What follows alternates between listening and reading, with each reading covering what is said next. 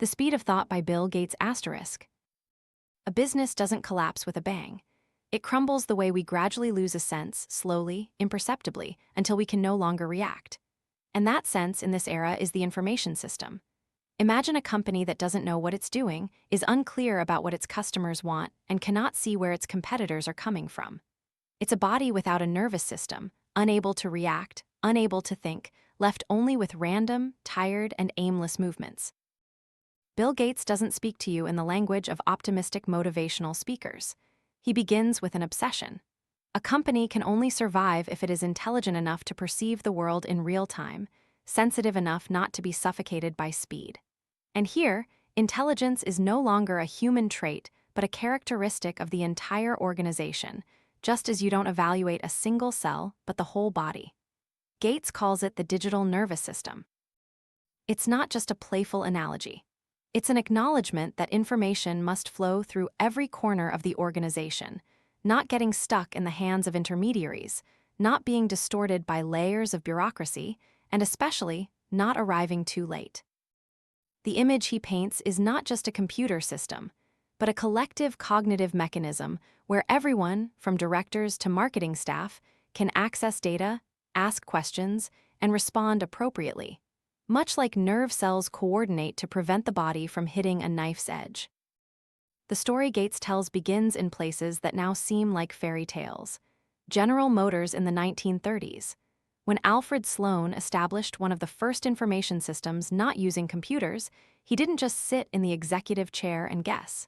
He traveled by train to meet every dealer, asking about every car sold, every customer complaint.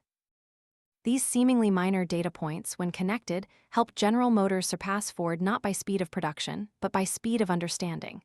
Gates learned from this, but he didn't stop in the past. He said, if in the last century people had to travel by train, wait for letters, and sift through piles of papers to get data, today you can get the answer to a complex business problem in minutes if you have an information system set up the right way. But what is the right way? It's not about buying machines and calling it digital. It's not about installing an internet connection and considering it modern. The right way is when all sales data, customer behavior, feedback from dealers, from logistics, from technical staff are connected, and more importantly, everyone has access to them, not by requesting reports, but by opening it up and seeing it. I want you to pause for a moment and think about how we live. Companies, large or small, are still operating in the old way. Each department is an island.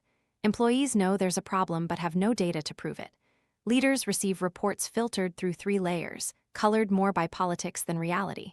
And so, decisions are made based on intuition, then they fail, and the market is blamed. Gates redraws this entire cognitive map in the world he envisions.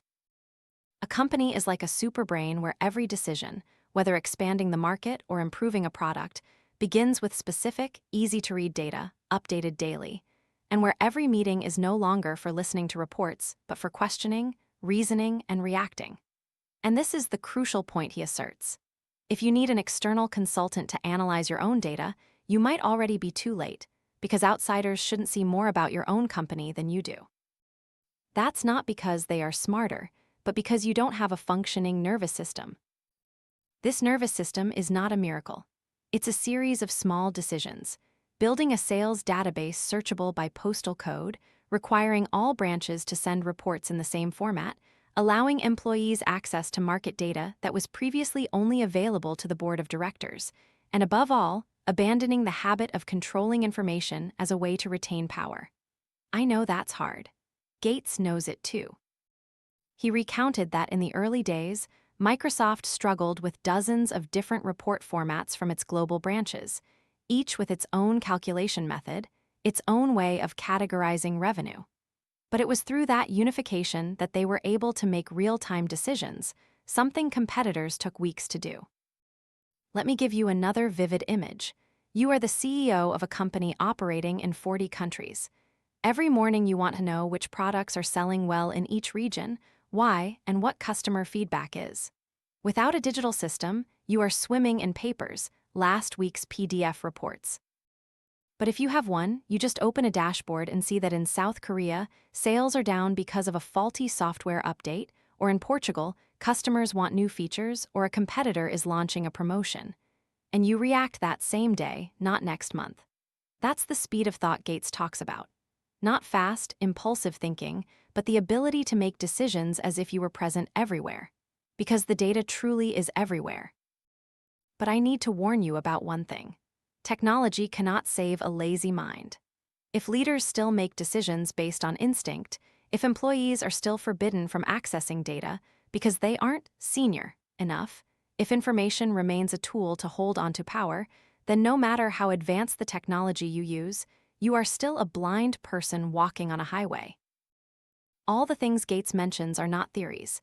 He provides dozens of examples from banking, the automotive industry, insurance, to fast food restaurant chains. And in every story, one rule becomes clear. Any business that doesn't treat information as its bloodstream will die like a body with blocked arteries. Do you have enough information to know what your customers are thinking, needing, and how they are reacting? If not, are you truly managing your company or just driving a car with a covered windshield? Every revolution begins quietly. Before Amazon became a giant, it was just a website selling books. Before banks rushed to digitize, they considered the internet a pastime for tech students. In this section, Bill Gates doesn't speak of the future in a prophetic voice. He recounts something we've already lived through but haven't understood how it changed everything. Imagine a market where buyers no longer need to know who the seller is, where prices, information, reviews, and promotions all appear before the consumer's eyes before they make a decision, where loyalty is no longer something you buy with advertising, but something you have to fight for every day to retain. This is no longer traditional commerce. It's a digitized battlefield. Gates calls it frictionless capitalism, a state where the intermediary is no longer a mandatory link. If you're a retailer, you're gradually being replaced by an online platform. If you're a travel agent, you're competing with a flight suggestion algorithm. And if you're a company that can't appear on the internet, you don't exist in the eyes of the new generation of consumers. But what's special about Gates's way of telling this story is that he doesn't praise technology, he's strict with it. He clearly shows that the internet is not a savior. It's a knife.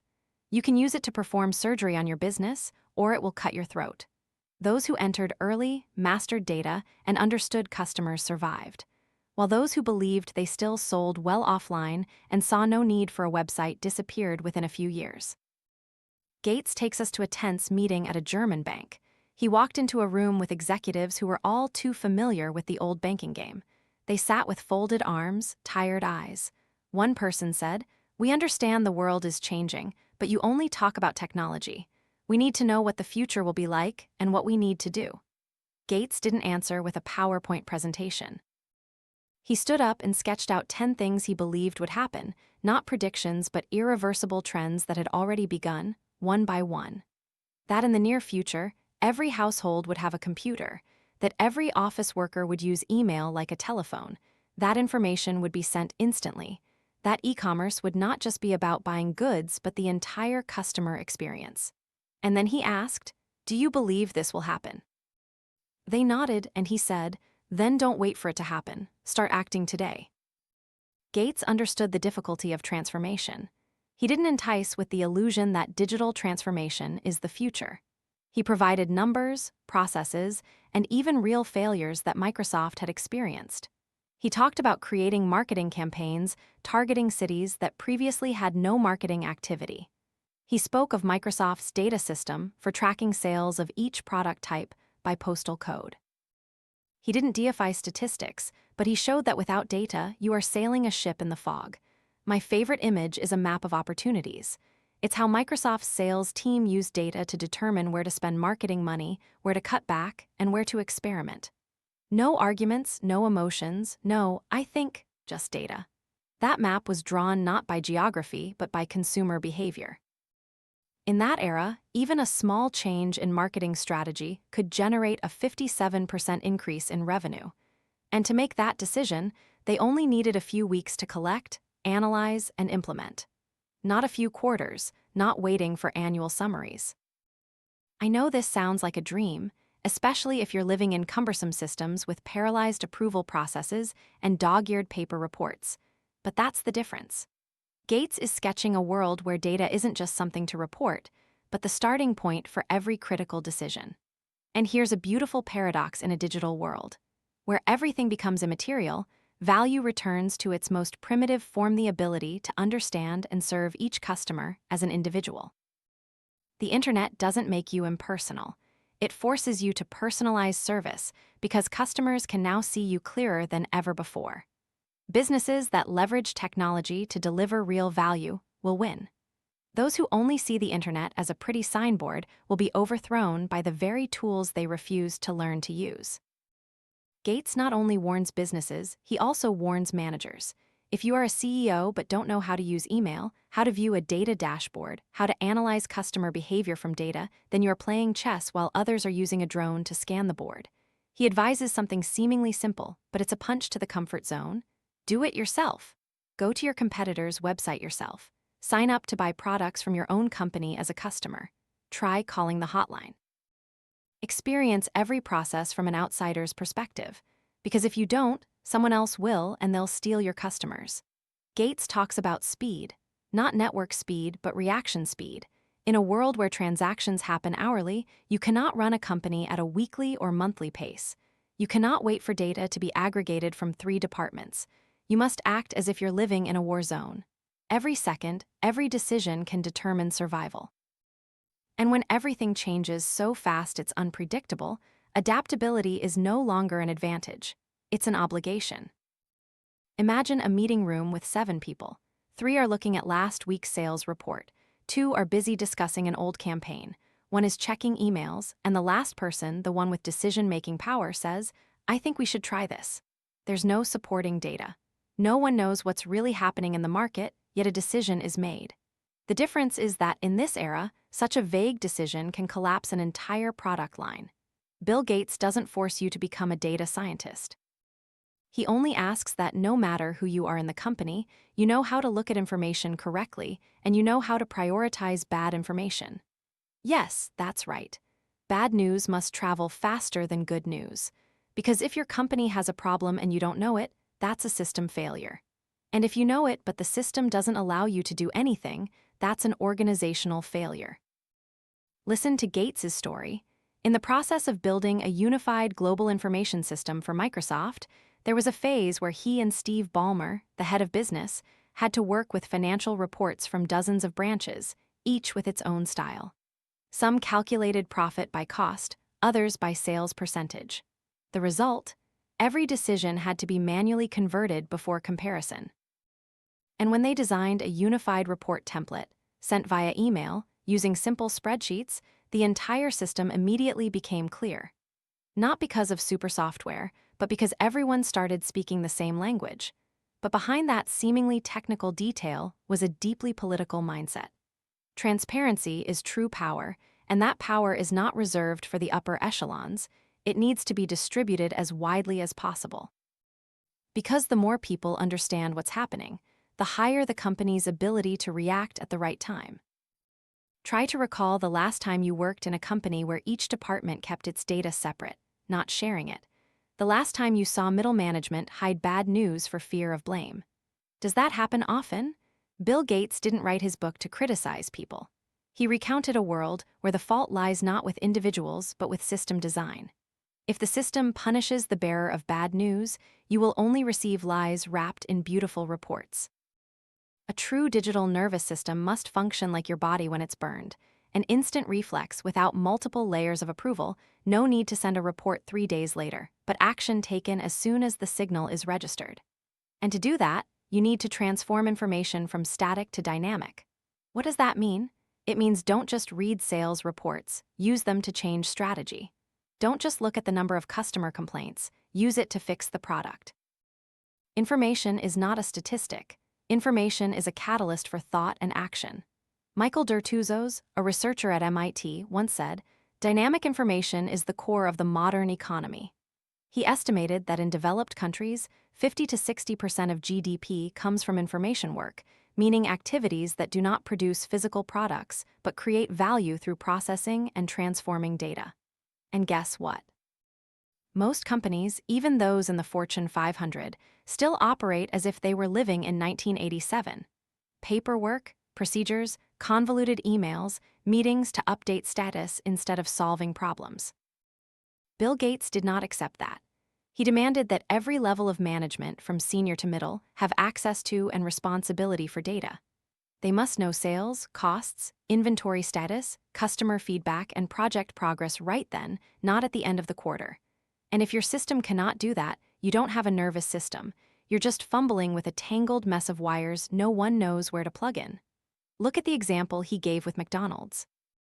Previously, to know if a dish was selling well, they had to wait for reports.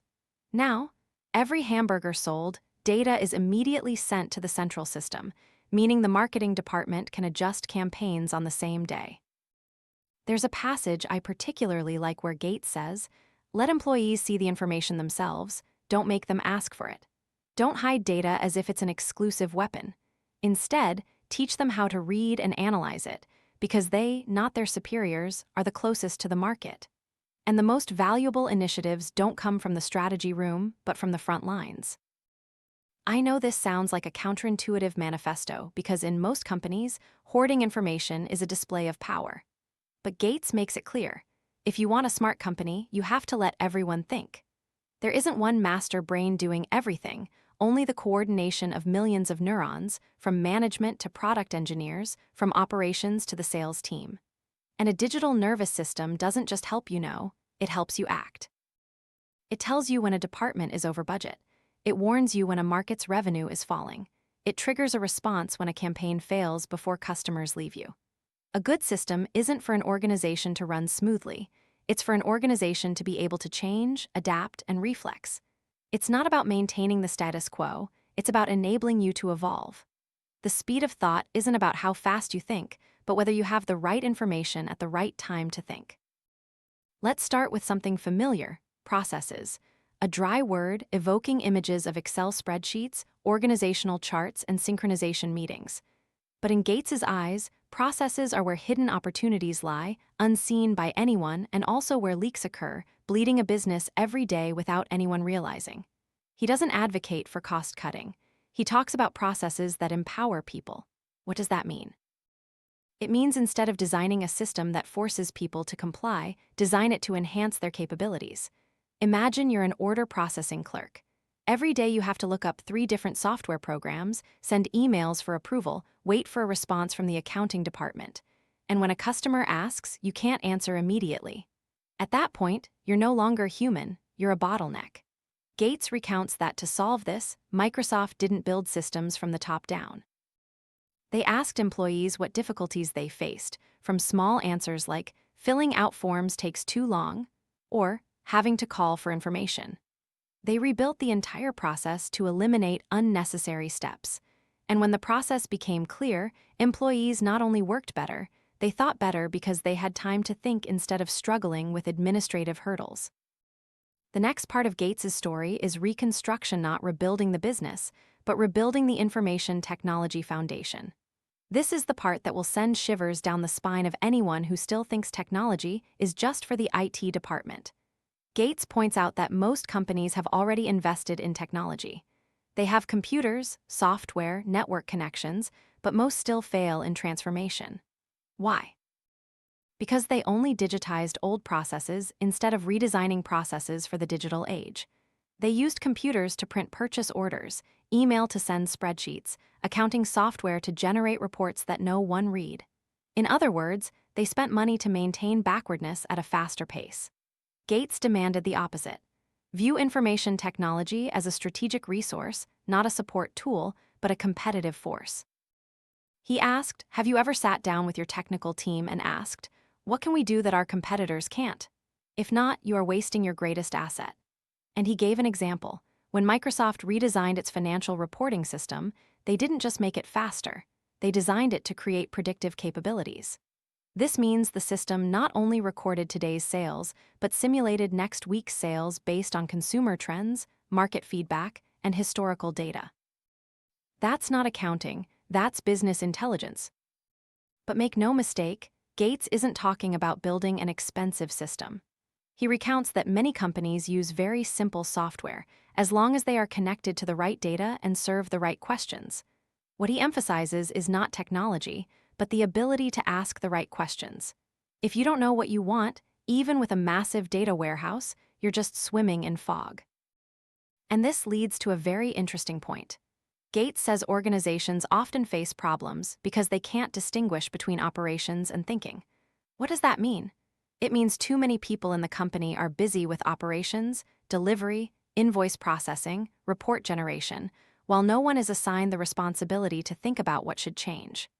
No one is given the power to think, and when there's no one thinking, the company doesn't evolve, it merely exists.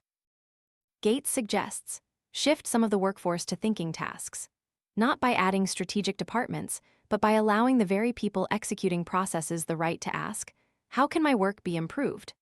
And you'll be surprised to find an accountant proposing an automation system, a warehouse employee identifying bottlenecks in the supply chain, and a customer service representative creating new feedback processes that help retain customers. Because human nature, when trusted and given tools, always wants to do better. And here, Gates introduces a concept I think is very noteworthy. Business intelligence doesn't reside in leadership. It is the sum of cognitive capacity unleashed from the entire organization. Stop and think about that. You can hire a brilliant CEO, but if 500 other employees are silenced, drowned in rigid processes, denied access to information, not allowed to challenge, then you're just using one brain to control an immobile body. In a world where volatility occurs daily, centralized intelligence is an outdated model. Instead, you need a distributed network of intelligence where everyone has the right to think. And more importantly, everyone has the data to think. And when the entire company thinks together, you are no longer an organization, you are a living system. Imagine an emergency in rural America. An elderly woman suffers a stroke. The ambulance arrives, but the doctors at the nearest hospital don't have enough of her medical data, no history of illness, no recent brain scans. Decisions are made by intuition, by experience, not by information, and even a small error can lead to permanent consequences. Bill Gates begins discussing special organizations with a series of such situations, where the speed of thought is no longer a matter of profit, but of life and death. Healthcare organizations, governments, education systems are entities that don't operate for money, but affect millions of lives. And the paradox is that the places that need a digital nervous system the most are often the slowest to change. We are accustomed to seeing hospitals as modern diagnostic machines. But in the system Gates describes, 30% of healthcare costs are spent on paperwork and disconnected medical records. Doctors cannot access treatment history if a patient transfers hospitals, and in many cases, delays don't come from a lack of medication, but from no one knowing what the patient needs. Gates gives the example of the Centara system, a healthcare network in Virginia. They built a system that allows every doctor, nurse, and administrative staff to access a single patient data platform. Every time an emergency occurs, information from the ambulance starts transmitting to the hospital: heart rate, blood pressure, even scan images. And by the time the patient is brought in, the doctor already knows what to do, no need to ask, no need to flip through records. He calls this digital reflex thinking, and he believes that in a world where every second counts, the ability to react quickly is a vital quality for every organization, not just businesses. Moving on to government, Bill Gates poses a simple question. Why do citizens have to stand in line just to fill out a form? In an era where banks allow international money transfers with a single click, having to go to a municipal office to request a residency certificate is a blatant waste, not just a waste of time, but a waste of citizen trust. He tells of the efforts of countries like Estonia, where the government allows all public services to be accessed through a single platform. Citizens don't need to request their own data, they have the right to view, check, and edit it. Because the government doesn't own people, the government serves people. The story of government for the people doesn't stop at technology, it's a political declaration. Power is not something to hide data, it's something that must be transparent to the fullest extent. And Gates doesn't hesitate to assert that a public system lacking information transparency is a system prone to corruption. But he is also realistic. He doesn't believe that digital transformation will automatically make governments better. He knows that in many public organizations, what hinders change is not a lack of money, but a culture of resistance to innovation, a fear of losing control, and a system that doesn't reward those who create improvements. Therefore, he proposes a simple solution: bring information to where decisions are made. If a social worker can access information about impoverished families, scholarship records, subsidies, and medical status, they will help more effectively. If a local official knows exactly where an area is affected by an epidemic, they will act more promptly. Knowledge is not power if it's locked away. It only has value when shared. When it's a matter of life and death, when reflex is crucial for survival, Gates tells of U.S. Air Force rescue units and emergency services in Lena.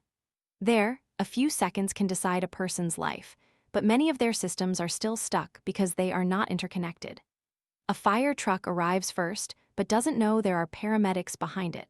A hospital has an empty bed, but the ambulance isn't notified. The consequences are not due to technology, but because the organization's nervous system is disconnected. And the solution doesn't come from expensive software. It comes from redesigning how information flows. Let systems talk to each other. Create shared platforms. Allow healthcare organizations, the military, police, and rescue services to use the same data language, because the greatest enemies of the speed of thought are silence and fragmentation. Schools, not Apple, not MIT, but a high school class in Ohio. There, students use the internet to plan historical field trips. They find maps, write advertisements, calculate costs, create presentations, all like a small company. And from that, they not only learn history but learn how to collaborate, research, and make decisions. Gates calls this a connected learning community. In the digital age, learning is no longer about receiving information, but the ability to connect, analyze, and act. And he dreams of a world where every school, teacher, parent, and student uses a shared open system, where every learning process can be tracked, where every question is recorded, where every child, whether in the city or a remote area, has equal access to knowledge. This is a manifesto for the post-industrial world, where nonprofit organizations, governments, healthcare, and education must not only work efficiently, but must operate as a thinking body. And that thinking can only begin when information is not treated as a privilege, when speed is not about running fast but about connecting correctly, and when every decision, whether saving lives or teaching, stems from the right data at the right time, by the right person.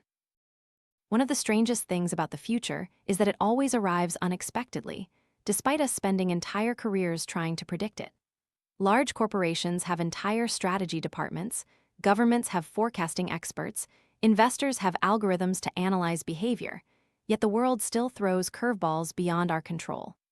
From financial crises to pandemics, from a tweet changing stock prices to a piece of code shutting down a factory.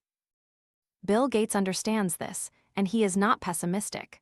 On the contrary, he presents a crucially important paradox.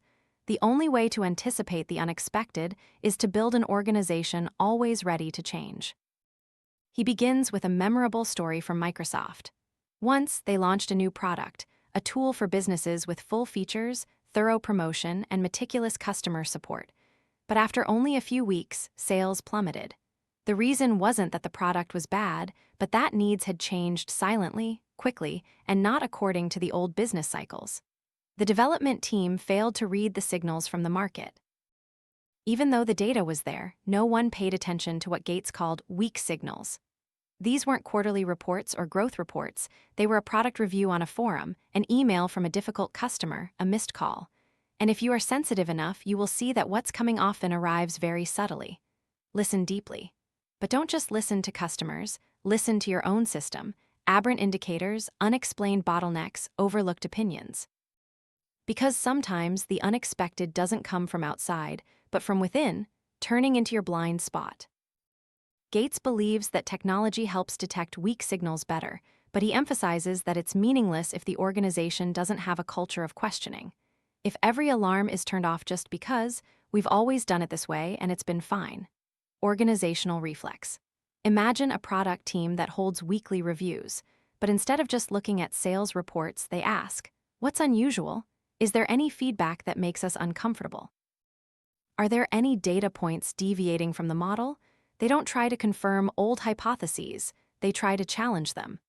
That's the essence of anticipating the unexpected, not guessing, but preparing, not controlling, but allowing the organization to constantly change. To do that, you need to do something extremely difficult: break down your own rigid structure. Gates calls this a liquid organization, not disorganized, but a structure that can reshape itself according to need, like the human body. When injured, blood rushes to heal. When cold, vessels constrict to retain heat. A good organization must be able to reallocate resources flexibly. What does that mean? It means when a product is at risk, you can reassign personnel to fix the problem. When the market shifts, you don't need a three-tiered meeting to change strategy. When new technology emerges, you don't need permission to experiment. Flexibility, not vision, is what saves a company. Gates presents an extremely simple yet subversive model: 3 levels of thinking. 1. Operate by process. 2. Innovate based on data. 3. Experiment and embrace risk. Most companies get stuck at level 1, some reach level 2, but very few have level 3, where employees are allowed to experiment, allowed to fail in a controlled manner, and are evaluated not just by results but by courage. And it is this third level where you can detect the unexpected before it becomes a crisis. I want to pause here to say one thing: the unexpected always happens, no one can avoid it. But the difference lies in whether you wait for it to happen and then react, or you build an organization so that when it arrives, you are no longer your old self. Gates believes that a smart company is not one that knows everything, but one that learns the fastest, where every failure is analyzed, where every experiment is recorded, where no data is wasted, even bad data. He recounted an incident where a team of engineers used flawed data analysis, causing a project to stall. But instead of firing them, Microsoft had them present the entire process again. From that, the entire company learned how to identify data biases from the early stages. A failure transformed into a collective asset. The world doesn't need you to be stable. The world needs you to be flexible. Stability belongs to the 20th century, where product cycles lasted for years. Today, everything changes weekly, daily. And if you demand certainty before acting, you've already lost before you even began to think. The unexpected doesn't kill you, your unwillingness to innovate does.